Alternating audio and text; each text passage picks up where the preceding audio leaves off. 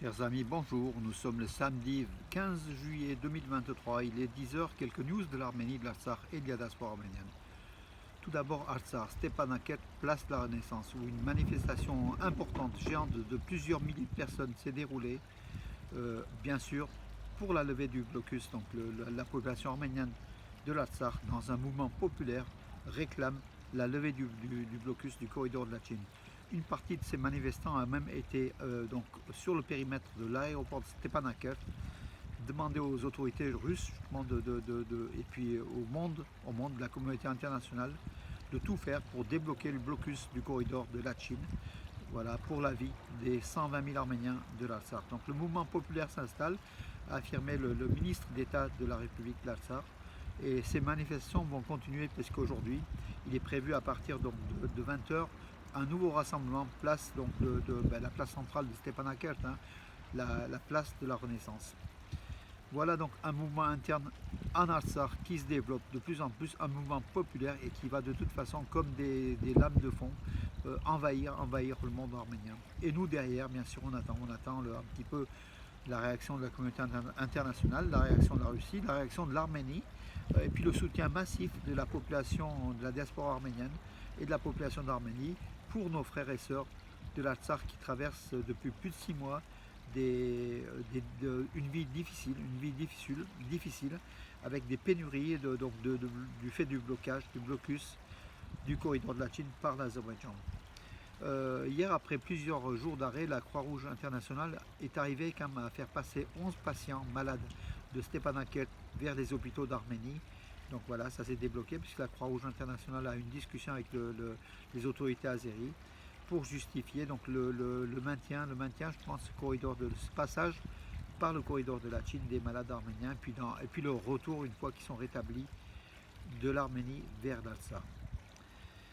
Alors oui, Anne Louillot, donc l'ambassadrice de France en Arménie qui va quitter donc dans quelques jours sa fonction, hein, donc d'ambassadrice de France à Yerevan, dans un message lors d'une réception pour le 14 juillet, donc hier à Yerevan, Anne Louillot, donc l'ambassadrice, a affirmé que la France donc s'engage pour la paix entre l'Arménie et l'Azerbaïdjan. La France qui est derrière l'Arménie. Donc en fait, le président du Sénat, Gérard Larcher, a effectué hier une déclaration. Donc voilà, donc il a affirmé qu'il exigeait, donc dans un message sur Twitter, après avoir rencontré Alan Simonian, le président du Parlement arménien, il a écrit du moins, j'exige d'accélérer la livraison d'armes par la France à l'Arménie pour défendre sa sécurité et puis bien sûr la levée du corridor de la Chine, hein, donc voilà, du blocus du corridor de la Chine. Donc Gérard Larcher, donc le président du Sénat français, a demandé à la France d'accélérer le processus de livraison d'armes à l'Arménie. On entend parler ces dernières semaines, hein, aussi avec la nomination d'un attaché militaire français à Yerevan. Voilà, la livraison d'armes de la France à l'Arménie, parce que les mots ont leur place, mais le matériel militaire a sa place aussi, surtout face à une dictature telle que l'Azerbaïdjan qui menace les frontières de l'Arménie, qui menace l'Artsakh et qui menace tout le monde en fait dans ce monde pantouranien, hostile aux Arméniens et à tous les autres peuples voisins.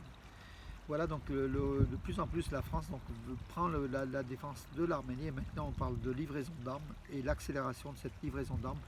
Bravo Gérard Larcher, bravo la France aussi, nous sommes fiers de la France, hein, de cette France qui fêtait hier le 14 juillet, vive la République, voilà. Le gouverneur du Syunik d'ailleurs a affirmé qu'il n'y aura jamais de corridor de Zangezur, voilà, donc encore une affirmation forte de l'Arménie. Il n'en a pas été question le 9 novembre 2020 lors des accords donc, entre l'Azerbaïdjan, la Russie et l'Arménie. Il ne sera jamais question, personne ne parle du corridor de Zangezur, à part Aliyev bien sûr, voilà. Et l'Arménie tient bon. Donc l'Arménie, le gouvernement arménien, la région du Syunik disent non à ce passage qui serait le début de la fin tout simplement, qui couperait l'Arménie en deux, voilà, donc au sud de l'Arménie, et qui couperait l'Arménie de l'Iran par ce passage donc à hauteur de Merli. Donc le corridor de Zangezur, il ne sera pas question, a affirmé le gouverneur donc, de la région du Syunik, donc ce sud de l'Arménie. Voilà. Alors oui, Vitaly Balassanian, secrétaire du Conseil de sécurité de l'Artsakh, l'ancien, C'est un militaire donc, qui a été, comment dirais-je, je crois il est même héros national de l'Artsakh, Vitaly Balassanian, Askeran, c'est son fief, hein, Askeran. Il a été arrêté chez lui, donc a priori lui, son fils et puis ses proches sont dans une affaire je pense, de fonds publics pour le verser à l'agriculture, le développement de l'agriculture, et il y a a priori des éléments qui font qu'il est en justice aujourd'hui, il est en prison. Voilà, de la prison, il a été transféré à l'hôpital parce que son état de santé n'est pas très bon. Voilà ce qu'il en est, mes amis. Donc hier, l'Azerbaïdjan, depuis le Nakhitchevan, a une nouvelle fois tiré sur la fonderie en construction à Yeras, donc à la frontière entre l'Arménie et le Nakhitchevan, donc qui appartient à l'Azerbaïdjan, donc dans cette région d'Ararat en fait, la frontalière entre l'Arménie et la Turquie aussi. Des tirs ont eu lieu donc sur cette fonderie qui est en construction avec des ouvriers indiens, avec du capital arménien, indien et américain. Voilà, donc une nouvelle fois, donc depuis un mois déjà, depuis je crois c'est le 12 juin, l'Azerbaïdjan fait des tirs réguliers sur ce chantier en construction, après avoir blessé le 12 juin justement deux ouvriers indiens, voilà, qui travaillaient sur le site. Donc hier il n'y a pas eu de blessés, mais bon, ce sont des menaces. Des diplomates étrangers ont été donc sur place, constater donc ces tirs aussi. Sans doute aussi les forces de l'Union européenne, hein, les observateurs de l'Union européenne qui ont été sur place.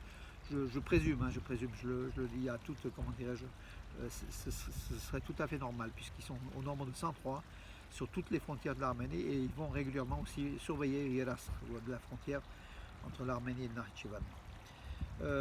Oui, le Ararat Ronei, donc le miel Ararat, c'est un cognac, mais j'ai pas le droit d'appeler cognac, c'est le brandy arménien en fait, hein, mélangé à du miel avec des variantes subtiles. Donc la compagnie de l'usine de vin Ararat, de vin et brandy Ararat, a lancé sur ce marché-là ce produit-là qui est nouveau, qui s'adresse aux jeunes, qui est dynamique et qui marche, paraît-il, très très fort. Il y a aussi donc Ararat Cherry, Ararat Coffee, donc il y a plusieurs sortes je pense, de brandy mélangés à d'autres produits qui plaisent beaucoup aux consommateurs. Voilà, bravo. Non, en fait, c'est une réussite. Hein. L'usine Ararat d'Erevan est une réussite économique qui exporte beaucoup donc vers la Russie, mais aussi vers d'autres pays.